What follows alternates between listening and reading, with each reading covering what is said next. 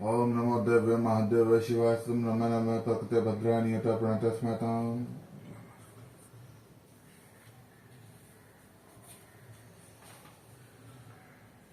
पांचवा अध्याय। देवताओं द्वारा देवी की स्तुति चंड मुंड के मुख से अंबिका के रूप की प्रशंसा सुनकर शुंभ का उनके पास अपना दूध को भेजना और दूध का निराश लौटना। ओम उस उत्तर चरित्र के रुद्र ऋषि हैं, महासरस्वती देवता है, अनुष्टुप छंद है, भीमा शक्ति है, भ्रामरी बीज है, सूर्य तत्व है और सामवे स्वरूप है। माँ सरस्वती की प्रसन्नता के लिए उत्तर चरित्र के पाठ में इसका विनियोग किया जाता है, जो अपने कर कमलों में घंटाशूल, हल, शंख, मूसल, चक्र, धनुष, बाण धारण करती है। शरद ऋतु में शोभा संपन्न चंद्रमा के संपन्न जिनका मनोहर कांति है, तो तीनों लोगों की आधारभूता और शुंभ आदि दैत्यों का नाश करने वाली गौरी के शरीर से जिनका पैर कटे हुआ है, उन महासरस्वती देवी को मैं निरंतर भजन करता हूँ। ऋषि कहते हैं, पूर्व काल में शुंभ और निशुंभ नामक असुरों ने अपने बल के घमंड में आकर शचीपति इंद्र के हाथों से तीनों लोगों का राज्य और यज्ञ भाग छीन लिया। ये वे दोनों ही सूर्य, चंद्रमा, कुबेर, यम और वरुण के अधिकार का भी उपयोग करने लगे। वायु और अग्नि का कार्य भी वही करने लगे और इन दोनों ने सब देवताओं के अपमानित, राज्य भ्रष्ट, पराजित तथा अधिकारहीन करके स्वर्ग से निकाल दिया। उन दोनों महान असुरों ने तिरस्कृत होकर देवताओं ने अपराजिता देवी का स्मरण किया और सोचा, जगदम्बा ने हम लोगों को वर दिया था कि आपत्ति काल में स्मरण करने पर मैं तुम्हारी सब आपत्तियों का तुरंत नाश कर दूंगी। यह विचार करके देवता गिरिराज हिमालय पर गए और वहां भगवती की विष्णु माया की स्तुति करने लगे। देवता बोले, देवी को नमस्कार, महादेवी शिवा को सर्वदा नमस्कार, प्रकृति एवं भद्रा को प्रणाम। हम लोगों को नियम पूर्वक जगदम्बा को नमस्कार करते हैं। रौद्रा को नमस्कार, नित्या, गौरी, धात्री को बारंबार नमस्कार, ज्योत्सनामयी, चंद्ररूपणी एवं सुख स्वरूपा देवी को स्थित प्रणाम करते हैं। शरणागतों को कल्याण करने वाली वृद्धि एवं सिद्धि रूपा देवी को हम बारंबार नमस्कार करते हैं। नैरती मतलब राक्षसों की लक्ष्मी, राजाओं की लक्ष्मी, शारवाणी स्वरूपा आप जगदम्बा को हम बारंबार नमस्कार करते हैं। दुर्गपरा, सारा, सर्वकारिणी, ख्याति, कृष्णा और धूम्रा देवी को सर्वदा नमस्कार करते हैं। अत्यंत सौम्य, अत्यंत रौद्र रूपा देवी को हम नमस्कार करते हैं, उन्हें हमारा बारंबार प्रणाम। जगत की आधारभूता प्रति देवी बारंबार नमस्कार। जो देवी सब प्राणियों में विष्णु माया के रूप में माया के नाम से कही जाती है, उनको नमस्कार, उनको बारंबार नमस्कार। जो देवी सब प्राणियों में चेतना कहलाती है, उनको नमस्कार, उनको बारंबार नमस्कार। जो देवी सब प्राणियों में बुद्धि रूप में स्थित है, उनको नमस्कार, उनको बारंबार नमस्कार। जो देवी सब प्राणियों में निद्रा रूप में स्थित रहती है, उनको नमस्कार, उनको बारंबार नमस्कार। जो देवी सब प्राणियों में क्षुधा रूप में स्थित रहती है, उनको नमस्कार, उनको बारंबार नमस्कार। जो देवी सब प्राणियों में छाया रूप में स्थित रहती है, उनको नमस्कार, उनको बारंबार नमस्कार। जो देवी सब प्राणियों में शक्ति रूप में स्थित रहती है, उनको नमस्कार, उनको बारंबार नमस्कार। जो देवी सब प्राणियों में तृष्णा रूप में स्थित रहती है, उनको नमस्कार, उनको बारंबार नमस्कार। जो देवी सब प्राणियों में शांति रूप में स्थित रहती हैं, उनको नमस्कार, उनको बारंबार नमस्कार। जो देवी सब प्राणियों में जाति रूप में स्थित रहती है, उनको नमस्कार, उनको बारंबार नमस्कार। जो देवी सब प्राणियों में लज्जा रूप में स्थित रहती है, उनको नमस्कार, उनको बारंबार नमस्कार। जो देवी सब प्राणियों में शांति रूप में स्थित रहती है, उनको नमस्कार, उनको बारंबार नमस्कार। जो देवी सब प्राणियों में श्रद्धा रूप में स्थित रहती है, उनको नमस्कार, उनको बारंबार नमस्कार। जो देवी सब प्राणियों में कांति रूप में स्थित रहते हैं, उनको नमस्कार, उनको बारंबार नमस्कार। जो देवी सब प्राणियों में लक्ष्मी रूप में स्थित रहती हैं, उनको नमस्कार, उनको बारंबार नमस्कार। जो देवी सब प्राणियों में व्रति रूप में स्थित रहती है, उनको नमस्कार, उनको बारंबार नमस्कार। जो देवी सब प्राणियों में स्मृति रूप में स्थित रहती है, उनको नमस्कार, उनको बारंबार नमस्कार। जो देवी सब प्राणियों में दया रूप में स्थित रहती है, उनको नमस्कार, उनको बारंबार नमस्कार।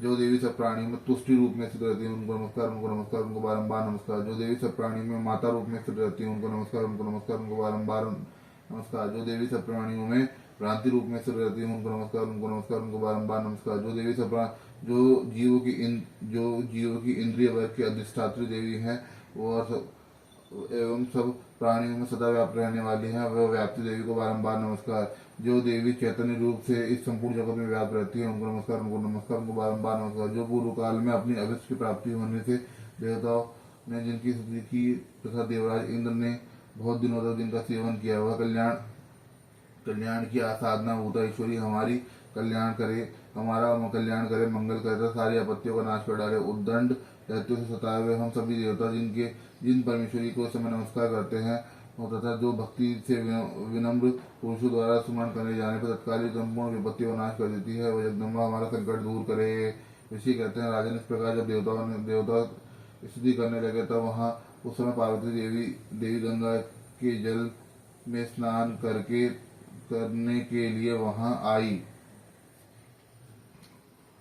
उन सुंदर बोहने वाली भगवती देवी से पूछा, आप लोग यहाँ किसकी स्तुति कर रहे हैं? तब उनके शरीर को से प्रकट हुई शिवा देवी बोली, शुंभ दैत्य से तिरस्कृत हुए, युद्ध में निशुंभ से पराजित हुए, वो यहाँ एकत्रित हुए। ये समस्त देवता यहाँ मेरी ही स्तुति कर रहे हैं। पार्वती के शरीर कोश से अंबिका का प्रादुर्भाव, इसलिए समस्त लोगों में कौशिकी कही जाती है। कौशिकी के प्रकट होने के बाद पार्वती देवी का शरीर काले रंग का हो गया है और अतः वह हिमालय में रह के कालिका देवी के नाम से विख्यात हुई। तदंतर शुंभ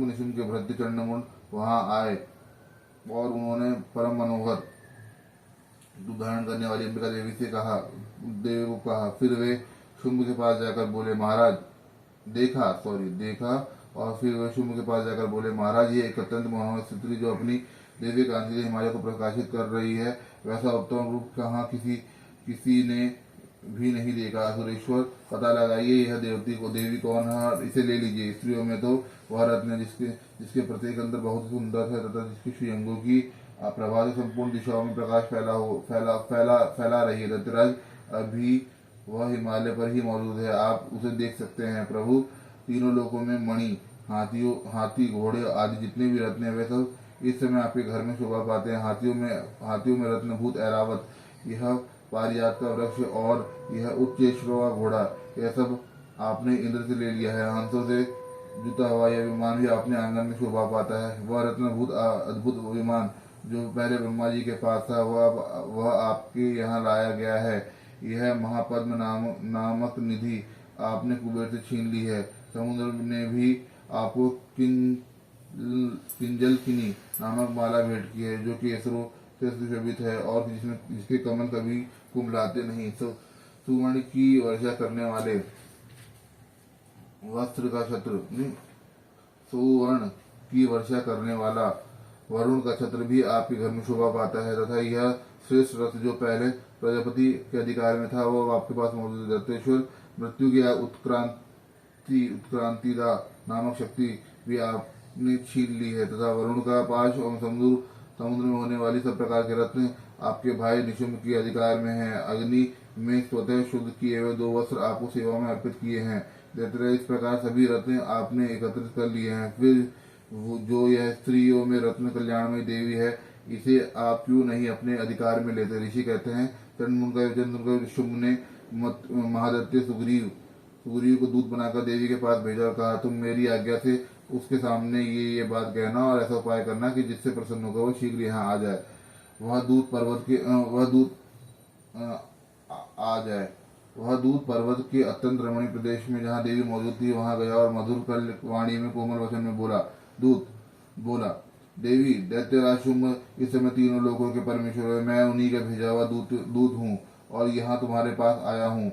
उनकी आज्ञा सदा सब देवता एक स्वर में मानते हैं, कोई उसका उल्लंघन नहीं कर सकता। ये संपूर्ण देवताओं को परास्त कर चुके हैं। उन्होंने तुम्हारे लिए संदेश दिया है और उसे सुनो। संपूर्ण त्रिलोकी मेरे अधिकार में, देवता भी मेरी आज्ञा के अधीन चलते हैं। संपूर्ण यज्ञों के भागों को मैं ही पृथक भोगता हूँ। तीनों लोगों में जितने श्रेष्ठ रत्न हैं वे सब मेरे अधिकार में। देवराज इंद्र का वाहन ऐरावत जो हाथियों में रत्न के समान है मैंने छीन लिया है। क्षीर सागर का मंथन करने से जो अश्वरत्न उच्चेश्वा प्रकट हुआ उसे देवताओं ने मेरे पैरों में पड़कर समर्पित किया है। सुंदरी, इसके सिवा और भी जितने रत्नाभूत पदार्थ देवता गंधर्वों नागों के पास थे वे सब मेरे पास ही आ गए हैं। देवी, हम लोग तुम्हें संसार में स्त्रियों में रत्न मानते हैं, अतः तुम हमारे पास आ जाओ, क्योंकि रत्नों का उपभोग करने वाले हम ही हैं। चंचल कटाक्षों वाली सुंदरी, तुम मेरी या मेरे भाई महापराक्रम निशुंभ की सेवा में आ जाओ, क्योंकि तुम रत्न स्वरूपा हो। मेरा वर्णन करने से तुम्हें तुलना रहित महान ऐश्वर्य की प्राप्ति होगी। अपनी बुद्धि से यह विचार करके तुम मेरी पत्नी बन जाओ। ऋषि कहते हैं, दूत के यूं कहने पर कल्याण में भगवती दुर्गा देवी जो उस जगत को धारण करती है, मन ही मन में गंभीर स्वभाव से मुस्कुराई और इस प्रकार बोली,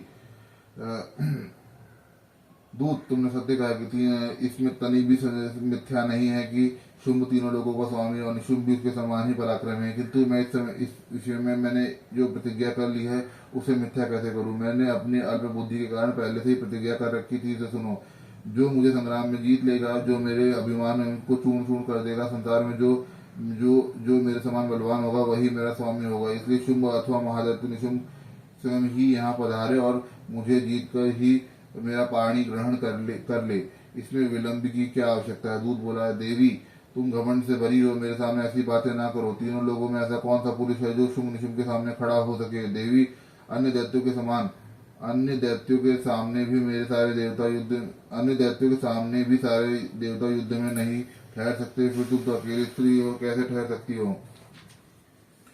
जिस जिस शुंभ आदि दैत्य के सामने इंद्र आदि सब देवता भी युद्ध में खड़ी नहीं हुए, उनके सामने तुम स्त्री कैसे हो जाओगी। इसलिए तुम मेरे ही कहने से शुंभ निशुंभ के पास चलो। ऐसा करने से तुम्हारा गौरव की रक्षा होगी, अन्यथा जब वे केश पकड़ के घसीटेंगे तब तुम्हारी प्रतिष्ठा को खोकर जाना पड़ेगा।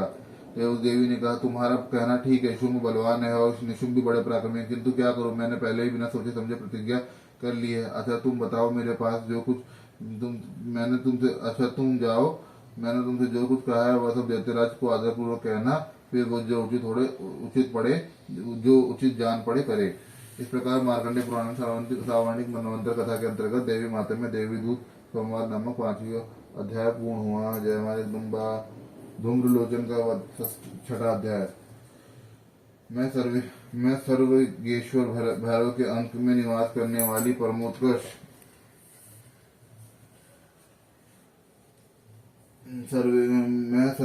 सर्वेश्वर भैरव के अंक में निवास करने वाली परमोत्कृष्ट पद्मावती देवी का चिंतन करता हूँ। नागराज के आसन पर बैठी हुई नागों के फणों से सुशोभित होने के कारण मणियों के समान विशाल माला से उनकी देह लता उद्भासित हो रही है। सूर्य के समान का तेज 3 नेत्र उनकी शोभा बढ़ा रहे हैं। वे हाथों में माला, कुंभ, कपाल और कमल लिए हुए, उनके मस्तक पर अर्धचंद्र का मुकुट सुशोभित है। जय माता। ऋषि कहते हैं, देवी का यह कथन सुनकर दूत को बड़ा अमर्ष हुआ और उसने दैत्यराज के पास जाकर यह समाचार विस्तार पूर्वक कह सुनाया। दूत के उस वचन को सुनकर दैत्यराज कुपित हो उठा और दैत्य सेनापति धूम्रलोचन से बोला, धूम्रलोचन, तुम शीघ्र अपनी सेना के साथ लेकर जाओ और दुष्टा के केश पकड़कर घसीटते हुए उसे बलपूर्वक यहाँ ले आओ। उसकी रक्षा करने के लिए यदि कोई दूसरा खड़ा हो तो वह देवता, यक्ष, गंधर्व ही क्यों ना हो, उसका अवश्य मार डालना। ऋषि कहते हैं, शुंभ की इस प्रकार आज्ञा देने के बाद धूम्रलोचन दैत्य 60,000 असुरों की सेना के साथ वहां तुरंत चल दिया। वहां पहुंचकर उसने हिमालय पर रहने वाली देवी को देखा और ललकार कहा, अरे तू शुंभ निशुंभ के पास चल। यदि इस समय प्रसन्नतापूर्वक मेरे स्वामी के समीप नहीं चलेगी तो मैं बलपूर्वक झोंटा पकड़कर घसीटते हुए तुझे ले चलूंगा। देवी बोली, तुम्हें दैत्यों के राजा ने भेजा है, तुम स्वयं ही बलवान हो और तुम्हारे साथ इतनी विशाल सेना भी है। ऐसी दशा में यदि मुझे बलपूर्वक ले चलोगे तो मैं तुम्हारा क्या कर सकती हूँ। ऋषि कहते हैं, देवी के यूं कहने पर उस असुर धूम्रलोचन उनकी ओर दौड़ाता हुआ अंबिका ने हूं शब्द के उच्चारण मात्र से उसे भस्म कर दिया। फिर तो क्रोध में भरी हुई दैत्यों की विशाल सेना और अंबिका के एक दूसरे पर तीखे सहायकों, शक्तियों और फर्जों का वर्षा आरंभ की। इतने में देवी का वाहन सिंह क्रोध में भरकर भयंकर गर्जना करके गर्दन के बालों को हिलाता हुआ असुरों की सेना में कूद पड़ा। इसके बाद दैत्यों को पंजे की मार से कितनों को अपने जबड़ों से और कितनों ही महादैत्यों को पटक कर ओटों की दाढ़ों से घायल कर मार डाला। उस सिंह ने अपने नखों से कितनों के पेट फाड़ डाले, थप्पड़ मारकर कितनों को सर धड़ से अलग कर दिए, कितनों की भुजाएं मस्तक काट डाले और अपनी गर्दन के बाल हिलाते हुए उसने दूसरे दैत्यों के पेट फाड़कर उनका रक्त चूस लिया। अत्यंत क्रोध में भरे हुए देवी के वाहन उस महाबली सिंह ने क्षण भर में असुरों की सारी सेना को संहार कर डाला। शुंभ ने जब यह सुना तो देवी ने धूम्रलोचन असुर को मार डाला है और उसके सिंह ने इसकी सारी सेना को सफाया कर दिया। तब उस दैत्यराज को बड़ा क्रोध आया, उसने ओठ कांपने लगे। उसने चंड और मुंड नामक दो महादैत्यों को आज्ञा दी, हे चंड और मुंड, तुम लोग बड़ी सेना लेकर वहां जाओ और देवी के झोंटे पकड़ के उसके बांध कर शीघ्र यहाँ ले आओ। इस प्रकार लाने में कोई संदेह हो तो युद्ध में सब प्रकार के अस्त्रों शस्त्रों एवं समस्त आसुरी सेना का प्रयोग करके उसकी हत्या कर डालना। यह दुष्टा की हत्या होने तथा सिंह के भी मारे जाने पर उस अंबिका को बांधकर साथ ले शीघ्र ही लौट आना। इस प्रकार मार्कंडेय पुराण में सावर्णिक मनवंतर कथा के अंतर्गत देवी माता में धूम्रलोचन वध का 6वां अध्याय पूर्ण हुआ।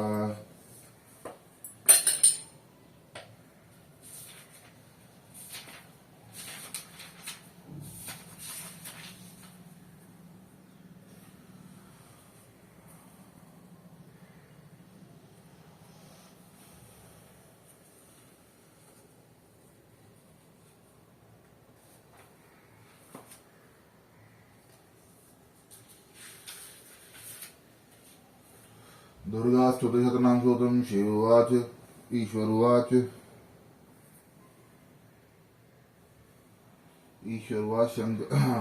शतनाम प्रवक्ष्यामि सरस्वती कमलान यस्य प्रसादमात्रं दुर्गा प्रीता भव सती ओम सती साधु भववृता भवानी भवमोचनी आर्या दुर्गा जया चला त्रिनेत्रा शूलधारिणी पिनाकधारिणी चित्रा चंद्रघटा महातपा मनो बुद्धिर्हंकारा चित्तरूपा चिताचिति संगमंत्रमय सत्ता सत्यानंत रूपिणी अनंता भवानी भव्या भव्या भव्या भव्या सदा गति श्याम भवि देव माता चिंता रत्न प्रिया सदा सर्व विद्या दक्ष कन्या दक्ष योगी विनाशिनी अपर्णा नेक वर्णा च पाटला पटलावती पटम्बरा दीन कलम रज्जनी मे विक्रमा क्रूरा सुंदरी सुंदरी वंदुर्गा च मातंगी मातंग मुनि पूजिता ब्राह्मी महेश्वरी चंद्री कुमारी वैष्णवी चामुंडा च वारे लक्ष्मी च पुरुषाकृति विमलोत्कर्षणी ज्ञान क्रिया नित्य च बुद्धिदा बहुला बहुल प्रेमा सर्व हनुमाना निशुमुषु हंदी महिषासुरमर्दनी मधुकैटभ हंसी चंड मुनि विनाशिनी सर्वासुर विनाशा च सर्वदान घातनी सर्वशास्त्र में सत्य सर्वासु धारणी तथा अनेक शस्त्र अनेकास्त्र धारणी कुमारी च कन्या च किशोरी योति योति प्रौढ़ा च वृद्ध माता बलप्रदा महोदरी मुक्तकेशी घोर रूपा महाबला अग्निजला रौद्रमुखी काल रात्रि तपस्विनी नारायणी भद्रकाली विष्णु माया जलोदरी शिवदूती कराली च अनंता परमेश्वरी कात्यायनी च सावित्री प्रतीक्षा ब्रह्मवादिनी यह इदं प्रपठे नित्यं दुर्गानां शितासुरं नासाद्यं त्रिषु लोकेषु पार्वती धनं धान्यं सुतं जायमहमस्तिमेव च चतुर्लोकस्य लभेन मुक्ति च शाश्वतम् कुमारीं पूज्यत्वा तु दातं देवीसुरेश्वरीं पूज्यत पर्यावक्त्या पठेनां शितासुरं तस्य सिद्धिर्भवेत् देवी सर्वेसुरवरेरपि राजनोदास्तं यान्तिं राक्षसं वापुनुयात् गोरोचना रतकुडनेन सिन्दूरकर्पूर मधुत्रेण विलक्ष्य यंत्रम विधिना विदग्यो भवे सदा दारे पुरारी बहुमावास्य निशामगलेचन शर्भिषाम्बते विलक्ष्य प्रपठेत सूत्रम स भवत् संपदापतम इति श्री विश्वदारतंत्रे बहुत दुर्गा अष्टोत्तर शतनाम स्तोत्रम। जय हो मां जगदम्बा जय मां आदिशक्ति।